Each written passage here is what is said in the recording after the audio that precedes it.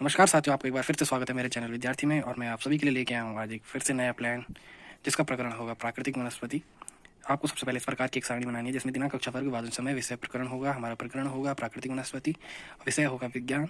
वैसे प्राकृतिक वनस्पति सामाजिक विज्ञान के अंतर्गत भी आता है, पर छोटी कक्षाओं में प्राकृतिक वनस्पति विज्ञान के अंतर्गत भी आता है। फिर आता है विद्यालय का नाम, सामान्य उद्देश्य, विशिष्ट उद्देश्य जिसमें ज्ञानात्मक, अवबोधात्मक, अनुप्रयोगात्मक, कौशलात्मक उद्देश्य व सहायक सामग्रियाँ होती है। उसके बाद पूर्व ज्ञान, छात्र प्राकृतिक वनस्पति की जानकारी रखते हैं।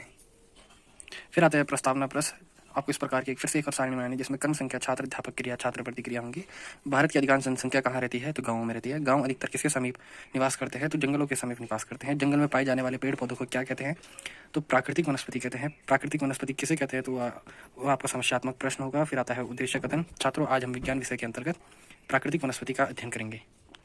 फिर अगले पेज में क्रम संख्या, शिक्षण बिंदु, अपेक्षित व्यवहार परिवर्तन, शिक्षण अधिगम, छात्र अध्यापक क्रिया, परिस्थिति, छात्र प्रतिक्रिया, शिक्षण विधि व मूल्यांकन किस प्रकार की आप एक सारणी बनाएंगे जिसमें पहला शिक्षण बिंदु होगा प्राकृतिक वनस्पति। फिर आता है विकासात्मक प्रश्न, पेड़ पौधे क्या होते हैं? पेड़ प्राकृतिक वनस्पति कहते हैं। प्राकृतिक वनस्पति क्या है? आपका स्पष्ट उत्तर हो जाएगा। फिर आएगा आपका छात्र अध्यापक कथन। मनुष्य को जीवित रखने के लिए O2 यानी ऑक्सीजन की आवश्यकता होती है, जो इन्हें प्राकृतिक वनस्पति से मिलती है। जंगलों में पाए जाने वाले सभी पौधे प्राकृतिक वनस्पति के अंतर्गत आते हैं, बांज, चीड़, पीपल आदि।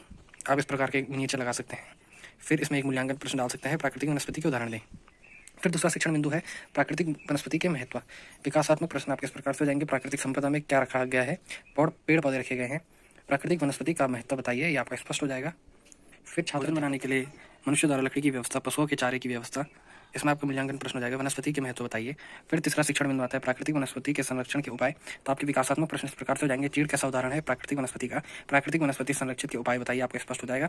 अधिक से अधिक पेड़ पौधे लगाने चाहिए, पेड़ों को कम काटना चाहिए, जंगलों को आग से बचाना चाहिए।